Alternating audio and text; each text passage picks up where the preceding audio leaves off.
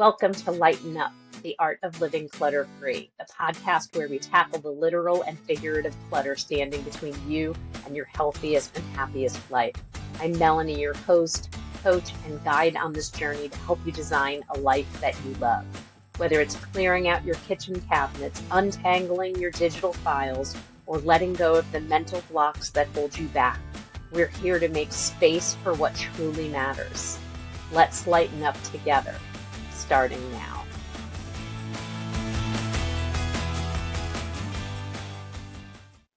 Welcome back. I'm Melanie Cohen, and you are with me listening to Lighten Up, the art of living clutter-free, where I help people get healthy by removing the physical and predominantly the mental clutter in their lives. And I have a special guest today.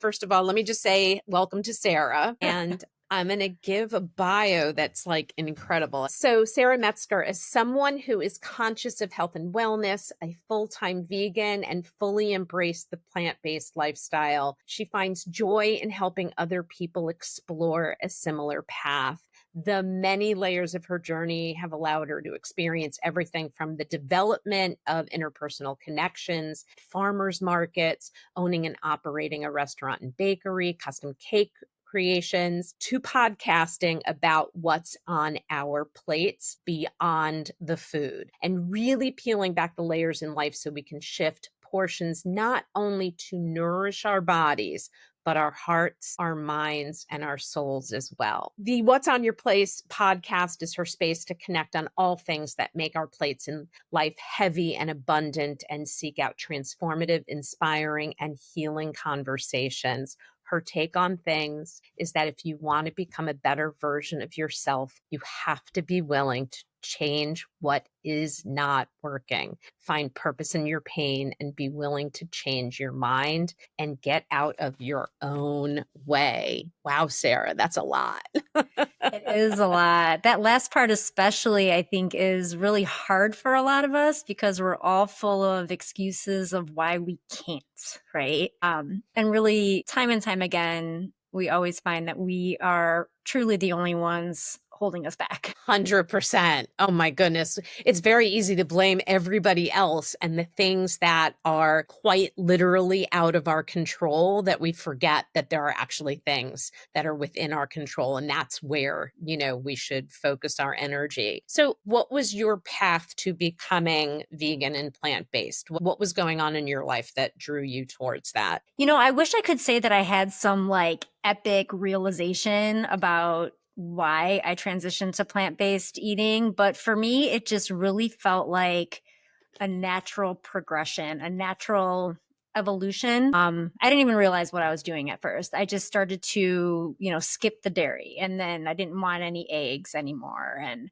pretty soon I realized what I was doing and decided I needed to learn a little bit about why I was taking animals off my plate and what it meant to be vegetarian.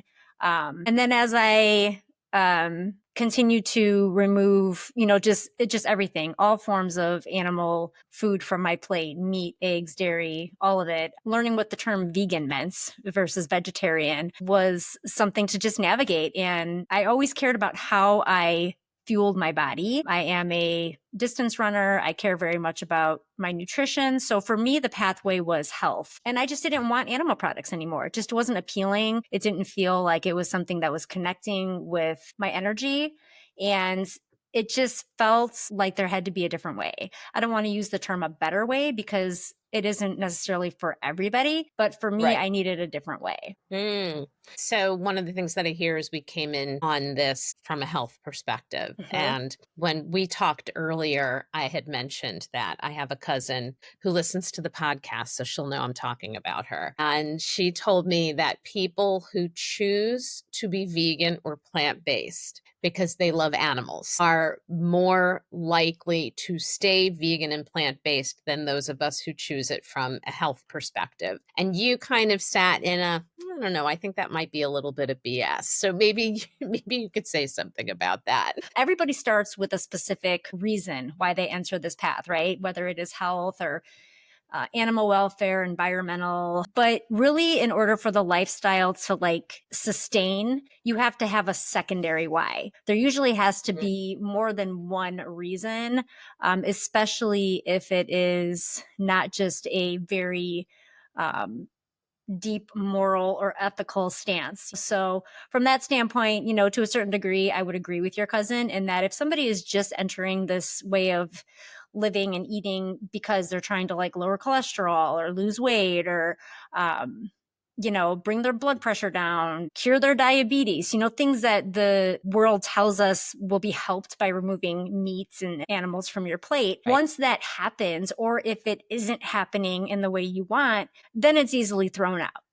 So having that secondary why is really helpful because it is a lifestyle. It isn't necessarily a diet. That's such well, actually, there's so many things that you said that are important. And as a life coach, it's so important for me for people to really get in touch with their why or their purpose for achieving any goal, whether it's weight loss or decluttering, since that's my focus, or finding a job, advancing education, any of the things that we do in life, there has to be a purpose that we can really like visualize and maybe even see as like a movie. Like I can see myself living this kind of lifestyle.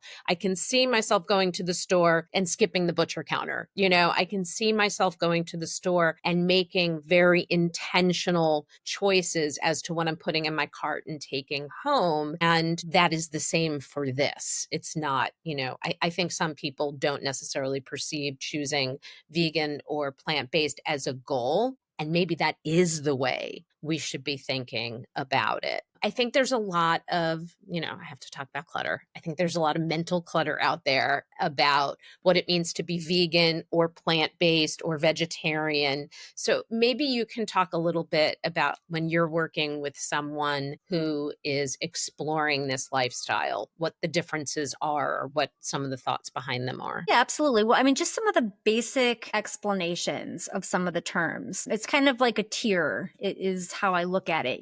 So, being somebody that is, let's say, for one thing, vegetarian. Vegetarian means you're typically just removing animal meats or flesh from your plate. Maybe you still eat egg or dairy.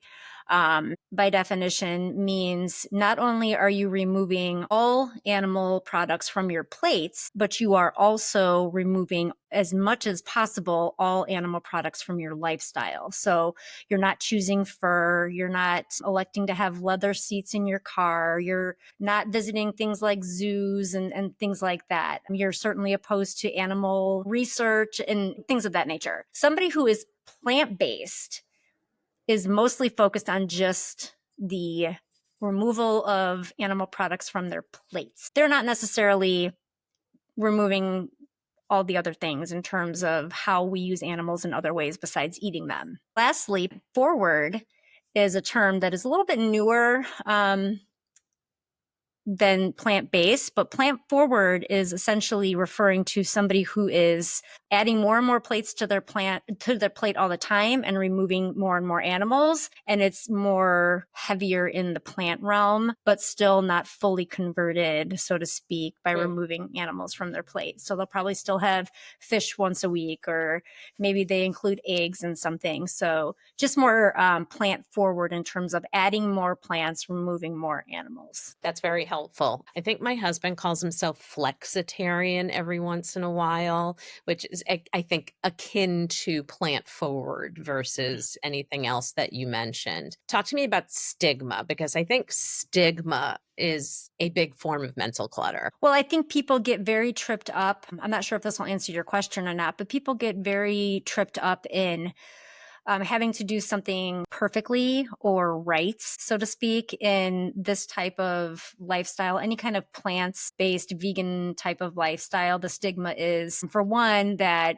you're eating grass and walking around hugging trees every day and, very, very hippie-ish type of forthcoming lifestyle. That's some of us, yes, present like that, but plant-based and vegan, and sometimes those terms are used interchangeably, really is a lifestyle for everybody. It is all walks of life. It is young and old. It is all race. It is all gender. There is just nobody that it is that you're too young for it. You're not too old for whatever. It's for athletes. It's for anybody. So I think that in our minds, we get stuck on a certain image of what it means to just be vegan or a plant-based person, walking around barefoot in the woods, hugging trees, eating salads. And again, like, okay, I've done that, but not everybody looks that way. I love it because my parents were vegetarian for a short time when I was in high school, which meant that I was vegetarian also. And they even were like doing macrobiotic, and it wasn't always easy as a teenager, and maybe more specifically a teenager in the East versus a teenager now. I think that we've learned so much more and the community has expanded in a way that people who may not have been comfortable with it in the past would be now. And I just remember a trip to Los Angeles. I'm an only child, so it was just me and my parents, and I was sleeping in a pull-out bed in the hotel room.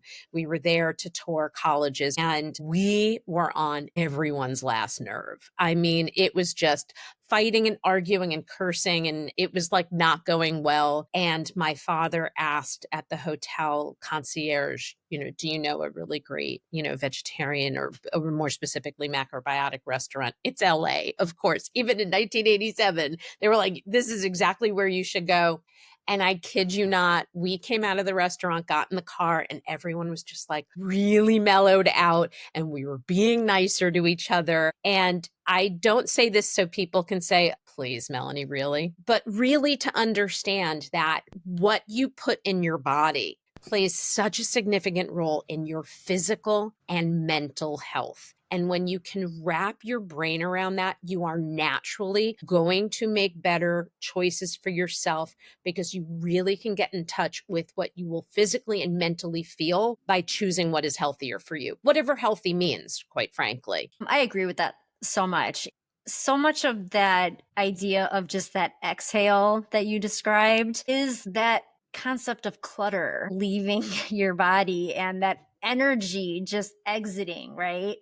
And when you can feel safety in that way, as it pertains to food, or just feeling like you have a seat at the table, so to speak, and you have access to what you want to put into your body, that is huge, right? And it does remove so much stress, which essentially is clutter, just taking up far too much space in your mind, in your heart, in your body.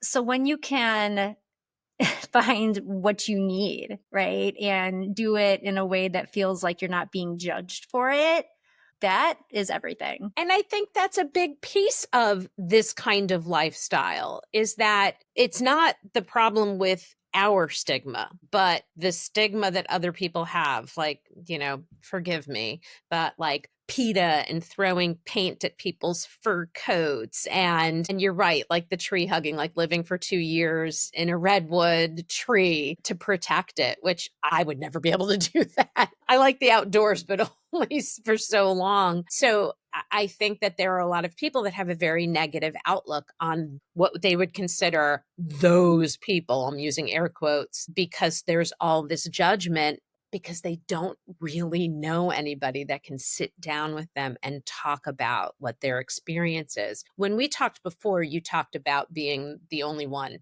in your family when you were younger. Talk a little bit about what it means to be the only one. It can be incredibly isolating. And for me, I have always had a very like people pleasing type of mentality, or like a codependency type of way of thinking, which that has absolutely contributed to, early on for sure, my need to not like offend somebody by the different choice that I was making, right? Because it's really easy to get caught up in just feeling bad because you're not eating grandma's meatloaf, or you're not having a slice of, somebody's pie that they made, something maybe you used to love and enjoy and look forward to, maybe even request, but now it's off the table for you, so to speak, at least that version of it. So being the only one at a table with everybody else that is not made any changes at all in that regard, and feeling very judged and even criticized or bullied for it, You really have to be able to stay the course with what your purpose is and remind yourself of your why on a very regular basis and just stay the course. What does, for lack of a better word, what does verbal abuse look like from someone who's eating meat and animals and all those things and addressing someone who is just trying to make really great choices? What does that look like? Yeah. So I mean, everything from the unwelcome jokes of, did you bring any salad for yourself to, I don't know what you're going to eat, but we're all eating this. And somebody physically even just like thinking they're funny and like tossing a piece of meat across the table towards your plate. That's happened, by the way. It's just a huge lack of respect, and it's something that as I've continued on my journey, 15 years in at this point, I don't care at all anymore what people think in that regard. But early on, it was hard to know what to do with that. And laughing it off and trying to make light of it at that time was something that felt like was necessary to survive the situation. But now, I mean, there would be a lot of pushback, a lot of don't ever treat me like that type of pushback. And it just doesn't happen anymore because the more firm you are in your own beliefs, the more confident you are in what you're doing, the less you will receive that type of energy from other people. Yes, 100%. So talk to me about like family coming around and not being as harsh and argumentative and teasing and bullying and all the things. Well, something that may or may not be unique to me, but we talked a little bit about activism in terms of like PETA and that type of thing. That's never been my approach. The way I help people understand and even to a certain degree embrace plant based living is by feeding them and feeding them something delicious. So as long as you are willing to try something, and it probably looks very similar to what a non vegan or plant based person might be eating, it just happens to be made without animals. And I've done this to the degree of even owning a business surrounded around this, right? So I've influenced a lot of people over the years to love plant based eating, to continue their journeys, to start their journeys. So if you can help them enjoy something that everybody has to partake in every day, which is food, and do it in a way that doesn't include animals, I think that's the first step to helping people just move in the direction of more plants. What does it feel like to have made that impact on people? I feel like it's been part of my purpose, something that feels really important on my heart to continue to do in some regard. It's not the walk in business that it was anymore, but still always having the conversations like we are today, still taking opportunities to share food when I can and help people along their journey with food education. There's a lot of ways, that you can continue to just elevate this way of living. I mean, certainly just by voting with your dollar, purchasing things that don't involve the use of animals, whether it's food or other things. So there's a lot of different ways to continue to support the lifestyle, even if I'm not serving people in a restaurant at this point. Right. I'm going to make light of a thing and say when I was shopping last week, I got Just Egg, which for those of you who don't know is a plant-based egg. I love it. It's in a container. For those of you who do eat animal protein, it's akin to like an Egg Beaters or something. But for a very long time, that stuff was super expensive. It was so much more expensive than eggs. And right now, it was cheaper for me to buy that than the equal amount in eggs. So there is a message when this is my takeaway when what you're eating is so seriously affected by the illness of the animal that you are getting it from, maybe a message that's not a really great resource. I mean, and we've seen things like, lettuce having listeria and things like that. But there's another part of me that's like, I don't want to put something in my body that potentially can make me sick for a whole host of reasons. Talk to me about having a child when you have a vegan lifestyle. Yeah, so my son was vegan since conception. Fortunately, I had a doctor who didn't really push back too much on that. There's a lot of doctors out there that will not support that type of pregnancy and was fine with it. And honestly, if he wasn't, I would have just switched doctors. But to me, that was always something that was going to be just a continuation of my lifestyle. My pregnancy was healthy. He came into this world healthy. He continues to be healthy. He is vegetarian at this point. He's at the age where I just feel like he's interested in having the same thing that his friends are having. So he has experimented with ice cream that is dairy based, or primarily he makes exceptions for desserts at like birthday parties and things, cake or ice cream or something like that. But he continues to not be interested in meat. But I mean, we just keep the conversation open, I mean, from the time that literally he was still living in my body, I read him books about eating vegan and being a plant-based kid and why we don't eat animals and the effects on the environment. Like, we've always just had this conversation, and I continue to have it with him today. When he is choosing something that isn't plant-based, I just want him to know, it's like, you're fine and free to make your own decision. I would never want to food shame him, or have him create any type of energy about that, but just know what you're choosing.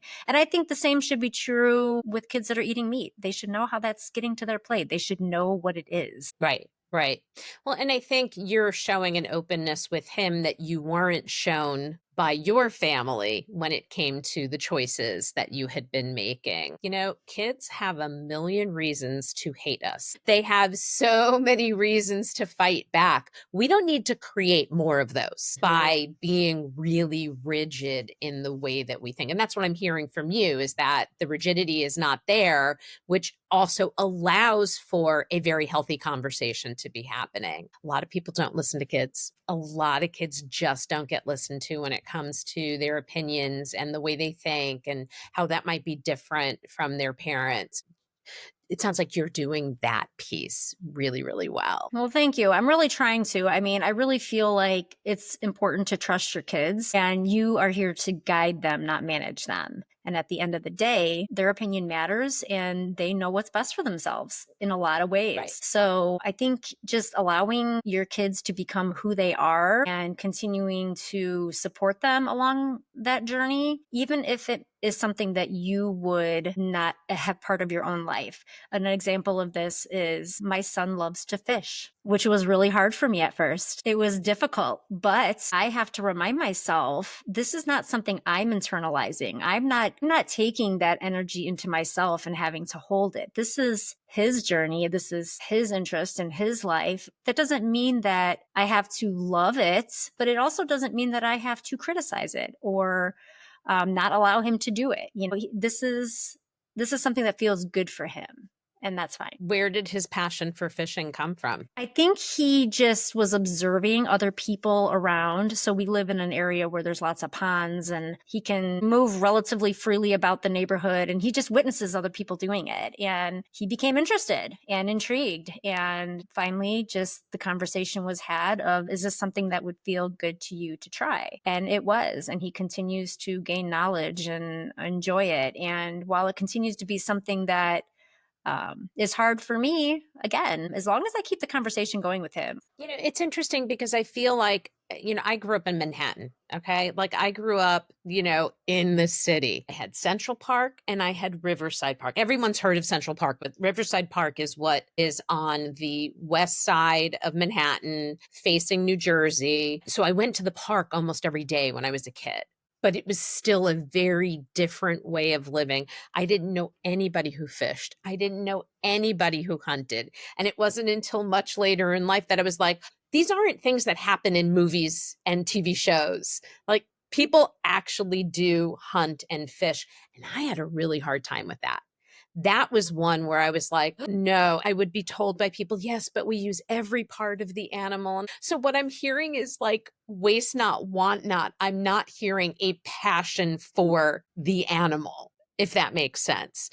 When I think about, like, when were the first vegans, or when did we first become meat eaters? Like, when you think of history, what does it make you think in terms of like people's choice of diet or lifestyle? I don't have an exact date or period of time in history to reference, but I mean, I can tell you that plant based eating is thousands of years old. It is not something that is new in the era of the 60s or the 70s that people like to reference those hippies to, like I mentioned earlier. That's not at all. Having hippie parents, like serious hippie parents, I can say that there are probably a lot of people out there that really do believe that this was like something new and innovative in the 60s, whether they Mhm. liked it or not. And yes, we know it went back, super far. How do you use that knowledge? Like what I hear is if people lived like that for so many years, it worked. It was something that was good. I just had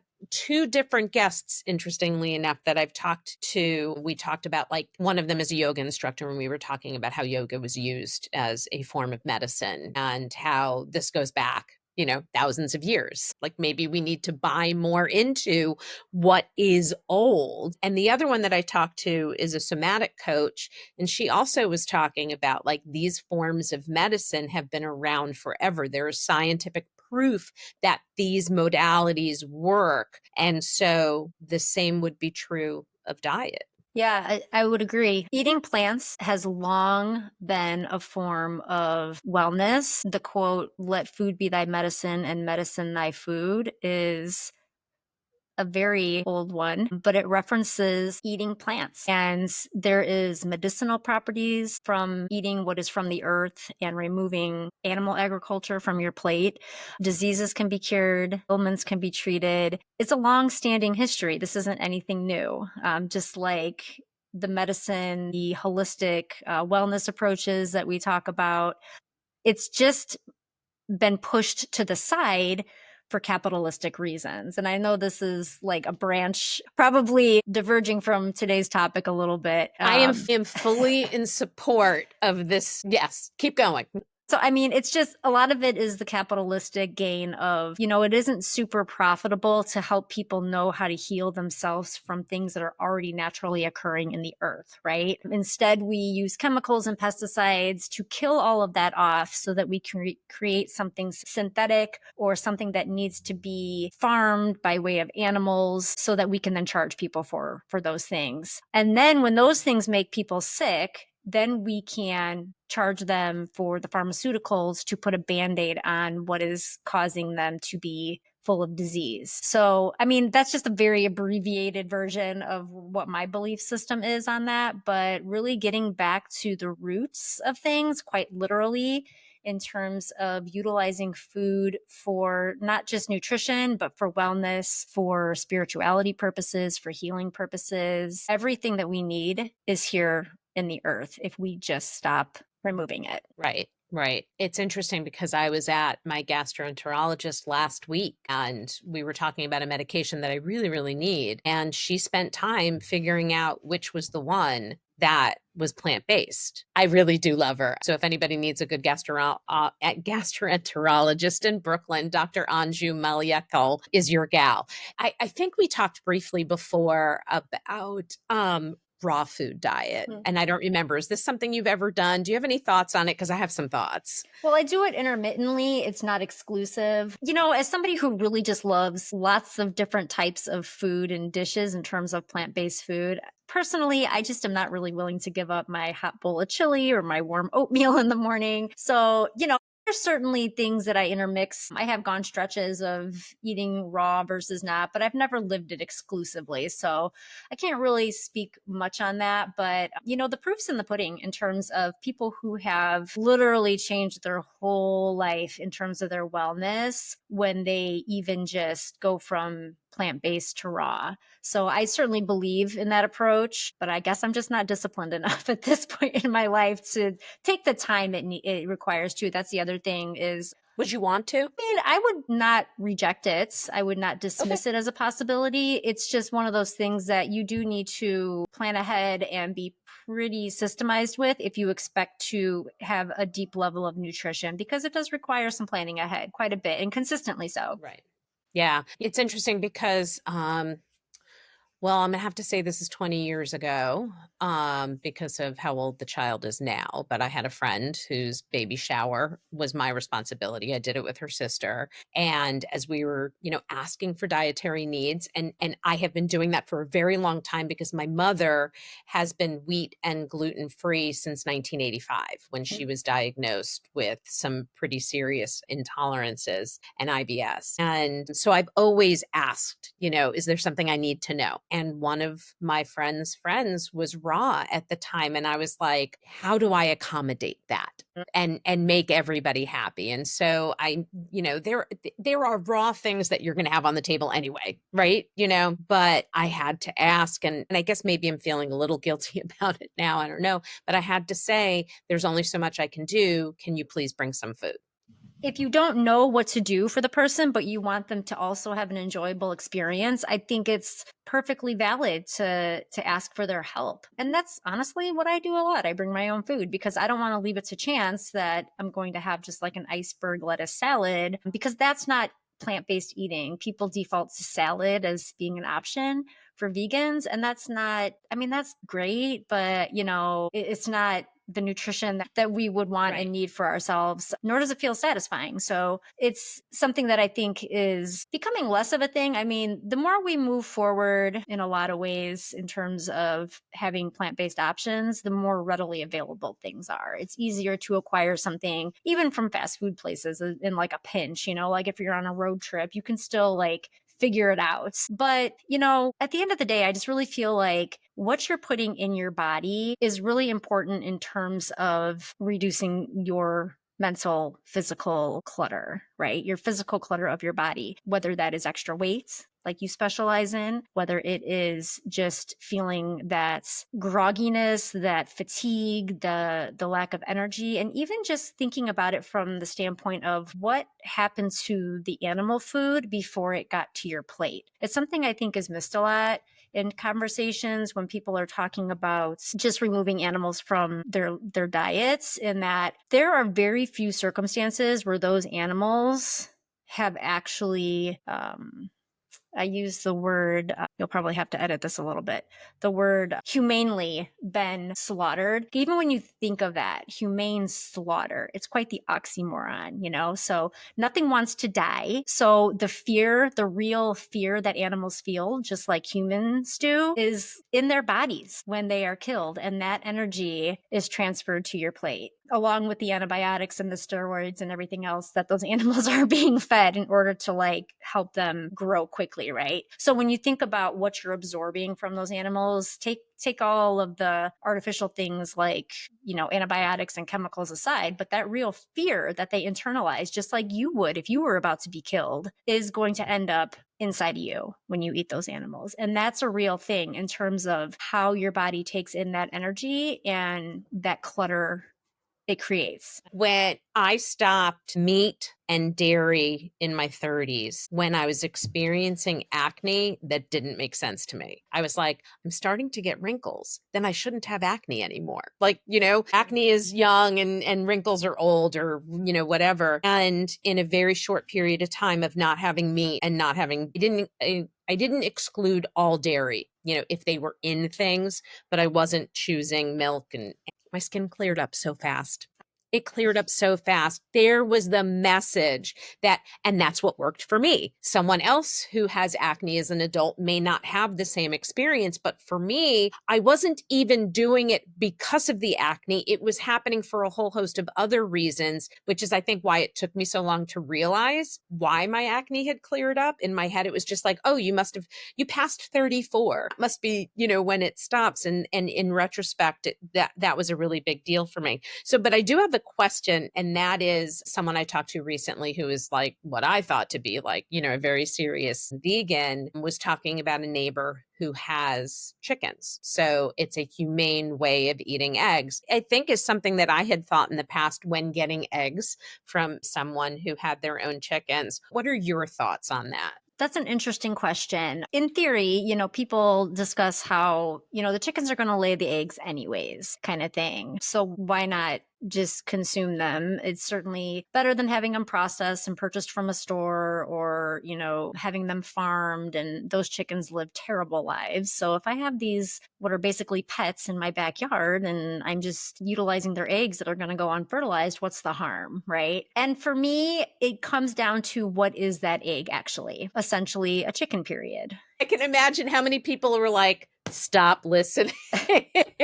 but I want people to hear the reality of what people's feelings are. For one thing, it's, what is it? What do you really need? The secretions, the menstrual secretions of another animal? Do you really need to consume that? And then also reminding ourselves just of yes, there's protein in eggs. And I know a lot of people utilize eggs for protein, but it also is a cholesterol elevator, right? One of the main versions of that outside of meats. And plant-based eating does not include any kind of cholesterol, right? We're normally naturally produce cholesterol in our bodies, not amplified by plants. But eggs, on the other hand, elevate that quite significantly. So, it's one thing, it's the factor of, should we be confining animals in cages in our backyards? So if it was dogs, if it was cats, you'd probably have like the local animal rescue called for like hoarding dogs or hoarding cats, right? So it's that love one, eat another kind of mentality. Why do we have that differentiation? And then just for me, why would I want to eat that, knowing what it is and what it's bringing into my body in terms of health? Right. Right. How many cats or dogs is it when you become a hoarder? I think it's like Asking for the 10 or girl with something, 3. right? Okay, good. We only have 3, but I would have 10 if I was given the option. But when you think about how many chickens people often have in their backyards, it way exceeds 10, right? So why is that okay in these little chicken coops? But if it was 10 dogs in there, you'd be Mhm. blasted on Facebook. You'd have charges against you for like animal welfare, animal negligence. But for some reason, because it's for the purpose of food, well, then that must be okay. It's so interesting, like, just kind of absorbing all of this. Like, I hope the people who are listening are, for what it's worth, just absorbing really good information. And then you make the choice for yourself, because it has to be the choice that you make for yourself. Well, it's a similar conversation that I had with my son about fishing. It has to be intentional for me to not take on the energy of me not liking something he's doing, right? Because it is his choice, but he needs to understand what it is he's doing. And do you Right. think that hurts the fish when the hook is in its mouth? Don't you think that would hurt if it was somebody doing that to you? We talk Right. about this in a very non judgmental way, but in a way that creates awareness. So it's his choice at the end of the day. And if he feels okay with it, then I need to be just disconnected from that. And that's how I protect my inner clutter and my inner peace. And it's the same with people who might listen to this and think about the chickens that could be in their backyards, at least have an awareness that it's maybe something that you should just think differently about. I think what I'm hearing is that it's allowing for curiosity. And that's how we want our kids to be. We want them to be curious and learning things, whether it's something they believe or hate or love or, any of the emotions, that it's about curiosity. I mean, I think adults should be more curious, quite frankly. And I say that as someone who's a learner and asks lots of questions and often is annoying because I'm asking so many questions. But my personality is of someone who wants to learn and gather information. Later, I get to decide whether I think it's cuckoo or whether it's, really meaningful to me. But I think it's important to both be the person who's asking questions and also the person who allows other people to ask questions, especially children. Like, we make fun of the 2-year-old. Why? Well, they're learning. Like, they don't have all of the information that we have, and they're not for a very long time going to have that information. And what that also makes me think is, it's not just listening, but after this episode, if there are still questions, go do more research, read more, listen to more podcasts. Listen to Sarah's podcast, What's on Your Plate? Yeah, the podcast world has been amazing to someone who just wants to learn a little bit about everything. What are some takeaways you would want people to have from today? I think one of the main things that I would love for listeners to broaden their thoughts on is just consider that what you have always been doing may not necessarily be the best way. Allow yourself to explore something alternative and be willing to have your mind changed. That's the definition of growth, is being willing to think differently and embrace something differently. Especially if you're hitting a wall all the time, or if you feel like you're stuck with something. If you keep doing only what you've always done, you're never going to see the results you want. Well, I think the saying, if you always do what you always did, you'll always get what you always got. It's an oversimplification of the concept, but something that I heard a lot during my weight loss journey. And so while I don't say it a lot now, it is what's always in the back of my head. So you talk about working with people who are exploring a plant-based lifestyle or a vegan lifestyle. What does that look like? You working with someone? I mean, at this point in time, a lot of that is one-on-one type of situations. I mean, I do offer a blog. I do have an email list that people can get on to just receive more information. But I find the best way to connect with people is just to answer their specific questions and to help them through whatever they're specifically feeling challenged with, because it can vary so much. Content is out there for sure in terms of the socials. I mean, at the end of the day, being able to talk something through with somebody or help them figure out how to swap this for that, or how to show up at the table with that uncle that is going to just be full of criticism, how to navigate things like the holidays or social situations, learning to find confidence in yourself. Helping somebody just navigate that is really something that I enjoy in a one-on-one space rather than a group setting, just because it's Sure. I like to talk about how when I was a very strict vegan in 2018, my husband and I drove across country. We went from New York to Maryland to Virginia and then across through Tennessee and Oklahoma and Texas. And before the trip, in my head, I was like, there's no way. There's no way I'm going to be able to be 100% plant based during this trip. There's no way. It's the South. And it took a little bit of research. There was what's the app? Happy Cow. Happy Cow, something about a cow.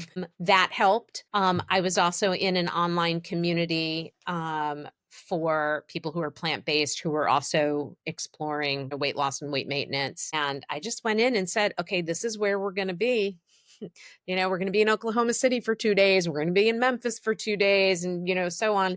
And every single restaurant was amazing. 15-day trip. I think it was 15 days. I had animal protein once. And like your son, it was in a dessert. It was in like fry bread in New Mexico. And not for a minute did I feel badly about doing it, because it was a conscious decision, as opposed to, like, I think a lot of people complain, like, it happened to me.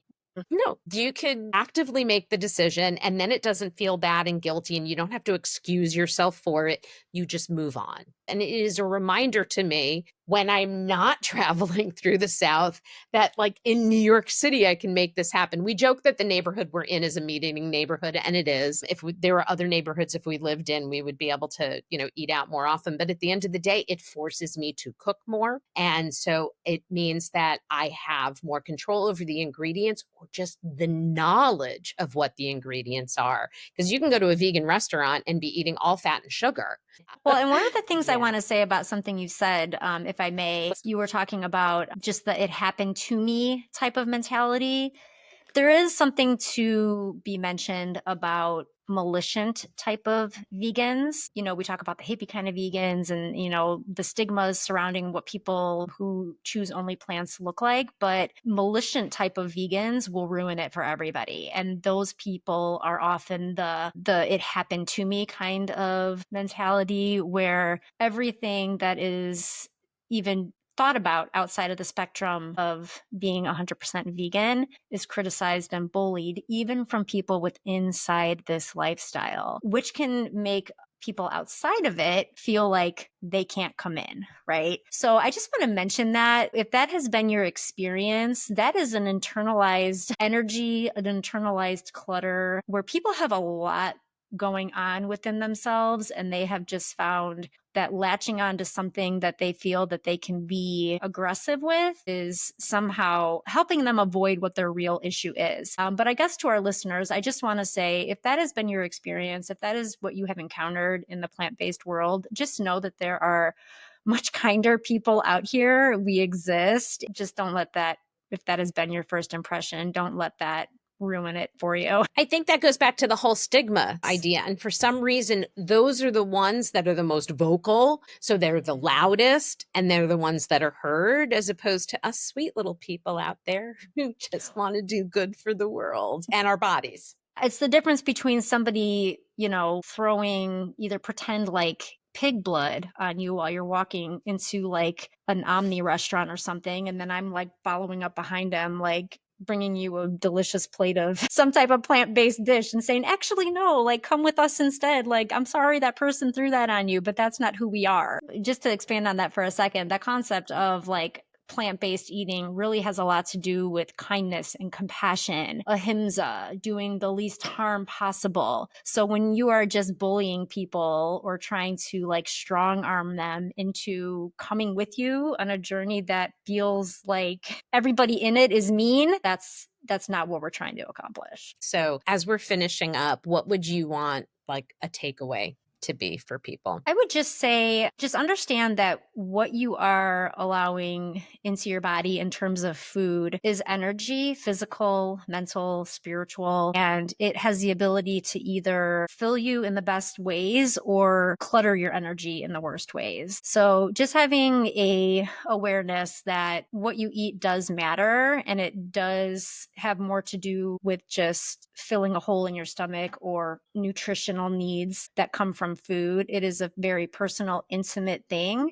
And you should put into your body things that will uplift you and elevate you rather than dampen your energy and your purpose and just your way of being. I love what you just said. What you put into your body is very personal. Like, how dare you push food on me? How dare you pretend to think that you know better than I do about what to put in my body? Let us be the grown up and make the decision for, ourselves. Sarah, thank you so much for being here today. I loved having you. Thank you, Melanie. I appreciate the opportunity. It's been a lot of fun.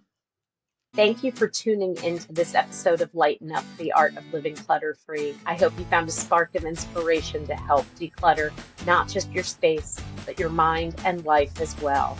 If you enjoyed this episode, please be sure to subscribe, leave a review, and share it with someone who could use a little lightness in their life. Remember, it's not about being perfect, it's about progress.